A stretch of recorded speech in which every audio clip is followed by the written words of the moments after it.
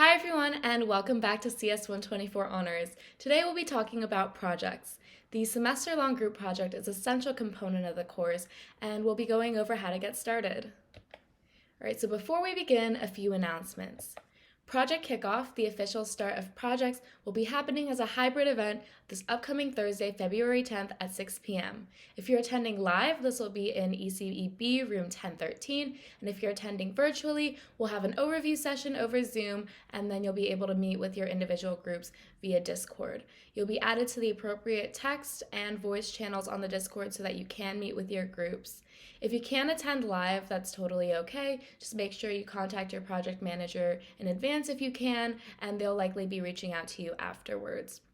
However, this is a really fun event and you will be able to meet with your group members and your project managers. So if you can attend live, I highly encourage you to do so. Project interest forms have also been released. In this Google form, you'll be able to indicate the different areas of interest you have, both technical and more categories like, say, entertainment, education, social good, etc.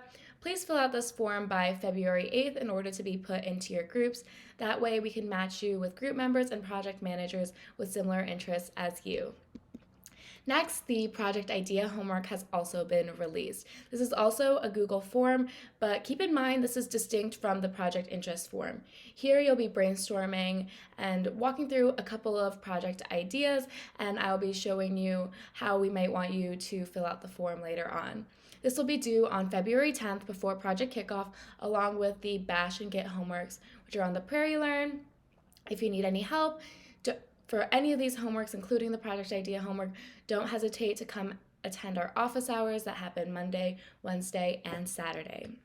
Finally, in order to keep track of all these events, including office hours and project kickoff, homework deadlines, etc., we all have these in our Google Calendar, so you can take a look at that as well. All right, now on to our goals for today. First, I'm going to just be giving a high-level overview of some of the popular project categories. So these technical areas include web dev, mobile dev, game dev, and data science. Don't feel obligated to choose any one of these. You can do multiple, you can do none of them, but they do correspond to the interest pods or meta groups that we talked about in an earlier lesson.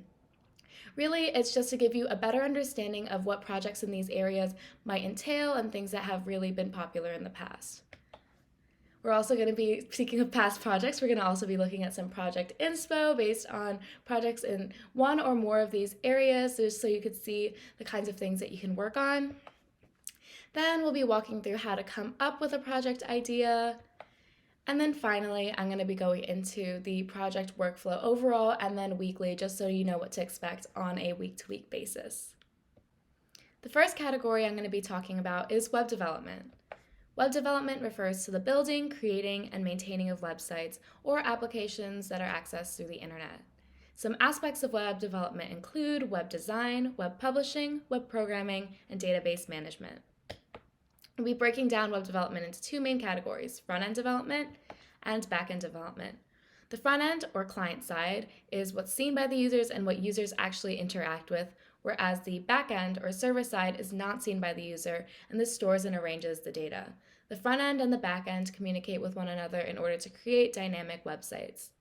Front-end development and back-end development taken together is often referred to as full stack. On to mobile development.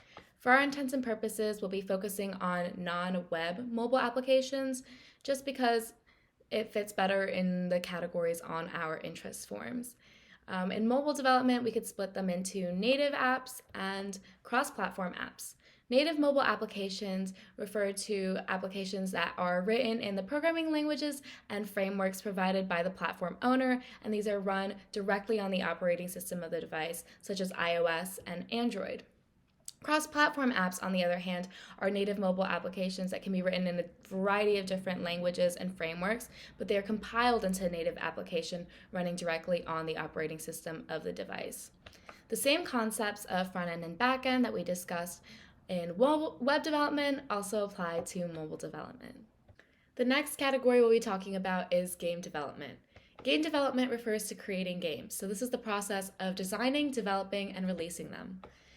Developers often use game engines to make the process easier because this allows for the reuse of functionality and built-in rendering for 2D and 3D graphics, physics and collision detection, sound, scripting, and many more things. Another very popular category is data science. Data science is a largely interdisciplinary field, but at its core, it's really about extracting value from data. Here, we'll also break them down into two categories: machine and deep learning, and data analytics. Machine learning refers to the practice of applying algorithms to data in order to learn, infer, or otherwise understand this data better. Deep learning is using a specific subset of algorithms which have been found to work well on complex problems that have lots and lots of data. Data analytics just refers to summarizing data in a meaningful and descriptive way, and this can be taken in a lot of different directions. So in the web application category, we've got this health tracking app where users can enter diet information, sleep data, and other metrics just to measure their fitness. We also have this food social media called Foodie, in which users can post in different thought rooms and different categories about all things food. In the mobile application category, we have this recycling app that allows users to know what to recycle and where, using all across campus.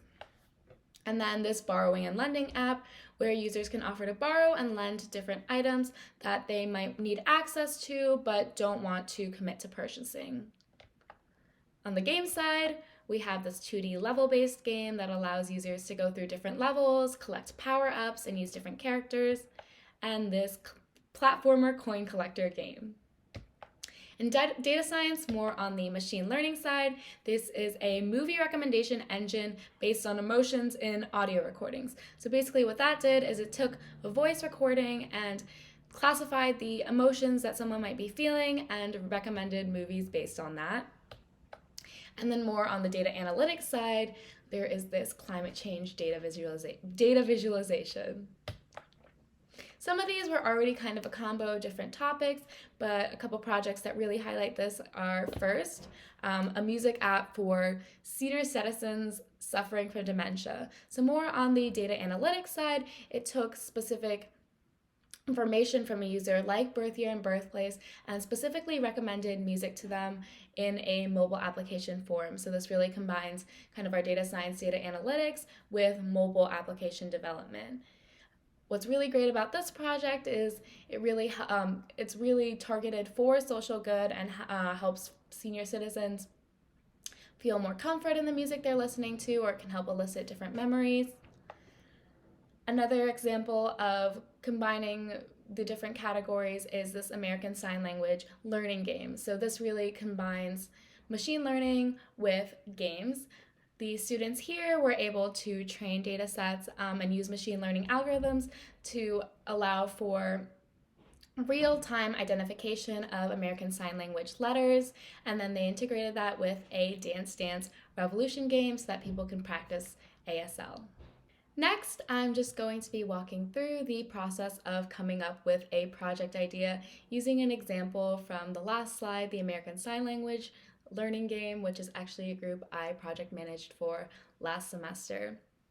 So before we even begin with like a project summary, the first thing that you want to actually start thinking about is, what problem is this project trying to solve? So what kind of real world issues are there out there that you think need to be addressed and there needs to be some kind of solution for? In this case, we talked about how there is a communication barrier between the people who understand American Sign Language and the people who don't, and we wanted to foster increased communication between these populations and create an easier way to learn ASL. So the next thing to think about is, what features would make up this product in order to address some of these issues? And some of these can be more like broad features, more specific features.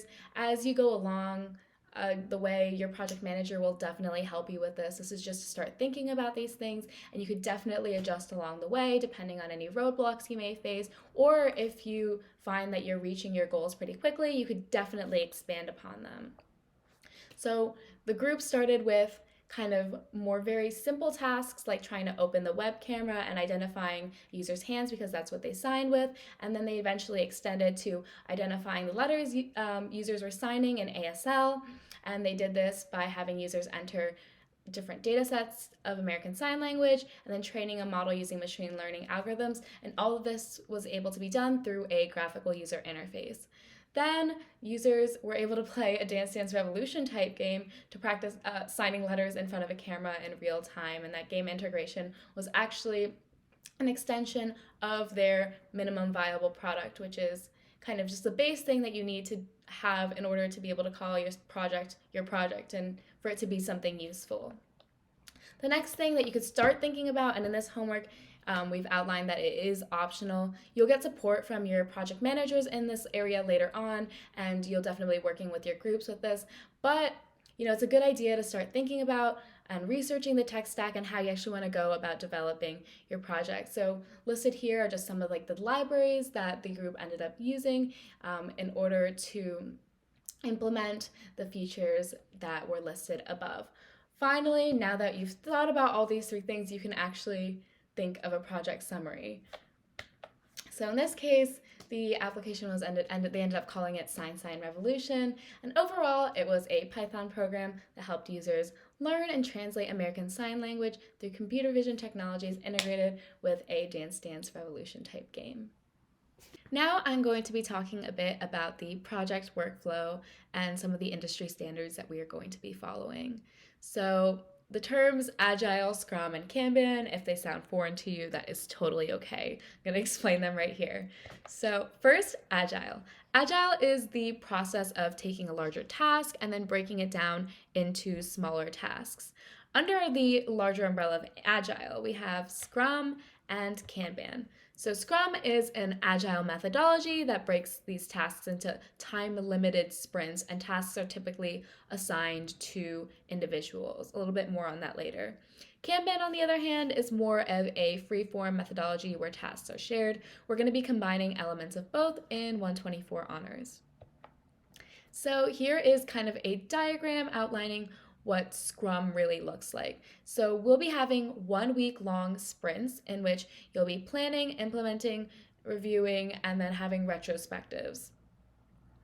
During your weekly meeting, your project managers will be assigning you different tasks, so that's kind of the planning part. And then over the week, you'll be working on implementing some of those, implementing some features, working on those tasks. Those will be reviewed by your project manager, and then you'll reflect on them again at the next sprint. We won't have the daily Scrum aspect of this, but basically what this will allow you to do is to break the project up into a lot of smaller parts, and so you're working on them continuously as opposed to all at once near the end. Kanban, we're really more taking the visual component of it, so it's split into different columns, and some of these tasks will be shared, but this way, this is like a visual representation on a whiteboard of the different columns that you'll have. So you have like a not started yet or like to do column, an in progress or doing column, and then done or in review kind of column. And you'll be tracking your progress and tasks this way. We'll be doing this on a Notion page, and I will be walking through exactly what that looks like next. Shortly after project kickoff, your project managers should be sharing a Notion page with you. If you don't already have an account, you can go to the website and create one really easily for free. If you use your illinois.edu email, you can get the Personal Pro plan for free actually, and so there are some added features that you'll get if you do so. Here at the top, in addition to the group number, you can see this property called interest pods. So if there are any particular categories that your groups may be interested in, say like data science or mobile development, those can be indicated in the Discord as well, so you'll have access to some extra channels. And here it's just kind of a way to display what your interests may be. You don't necessarily have to do a project encapsulating all of your interests. It's really just as a reference and a way to share resources. The next thing that you'll see are the group member and PM net IDs, but the first really important aspect of this page is this week's area. As we mentioned previously, sprints will be taking place on a weekly basis, and this is the main place where you'll be tracking your workflow. So if we open up this link to the page of week 1, on a weekly basis, you'll have some kind of template that looks like this. Your PM may be modifying it to customize it to whatever works better for a project that you might be working on, but it will look something like this. At the top here, we have a to-do list of goals. So say that we are working on a mobile application and the main goals for the week, especially near the beginning, would be to set up a development environment and to get familiar with the tech stack through different tutorials. So say we wanted to use React Native on the front end, one of the tasks may be set up React Native development environment, and this will start in the Not Started tab. So the Scrum board, as we mentioned before, is in Kanban format, and the 3 columns are not started, in progress, and completed but needs review. This is something that you should be updating throughout the week, or your PM can be updating at the weekly meetings. The task assignment will take place at the beginning of a sprint, and we can open this as a page as well. But for this task, we have its status and then also the assignment. So your PM will be taking your Notion account and assigning you specific tasks. So say Rachel and I were assigned to this particular task. Your PM can also put links inside of the specific task. So say in this case, the different links you would need to follow in order to download the necessary dependencies, as well as a tutorial for extra support, just walking through that. Your PMs will be customizing this as they see fit, so the resources may be outside, inside. They will make it clear to you. And here, the cards can be dragged across as you reach different levels of progression, or they can, be toggled between here in this area under the status bar, and it'll update in the actual Scrum board view. Going back to the main group page, as you're done with the week, this can be moved into the archive, and then your PM will create a new week to work on, which will be with the same template. And in the archive, you can always refer to past weeks if you ever want to take a look at some of the resources that may be there, or just have a record of what you've been doing. Next is the Resources tab. So as we talked about before, the minimum viable product is just the minimum set of features or things that your project can do that are necessary to call it what it is and to be something actually useful.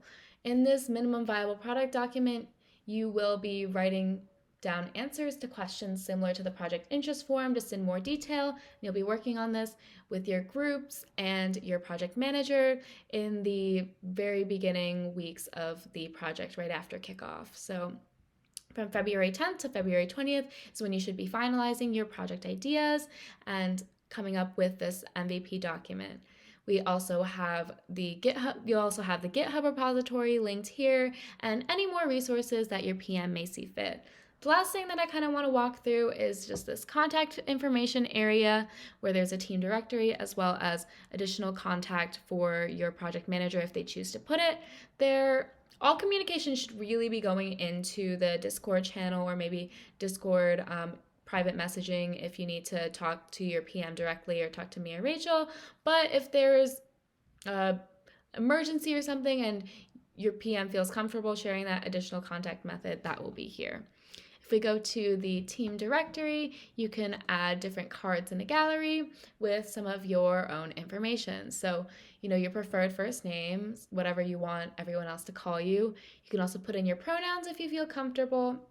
And then here, this person thing just shows the Notion account that's associated with the person, just so that it's easier on your PM when they're assigning tasks and your group members know who you are. You can also put in your illinois.edu email just for another point of contact, and then maybe a fun fact, your PM, or you can add any properties as you see fit just to get to know your team, because community is a very important aspect of 124 honors.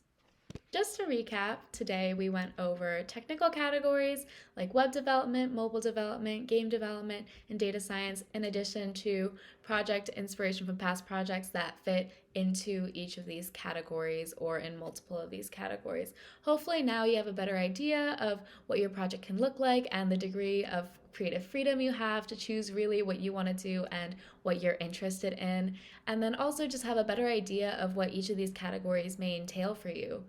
You can also hopefully see that there are a lot of different interest areas that you can work in projects under, including that are not technical, including entertainment, social good, education, etc.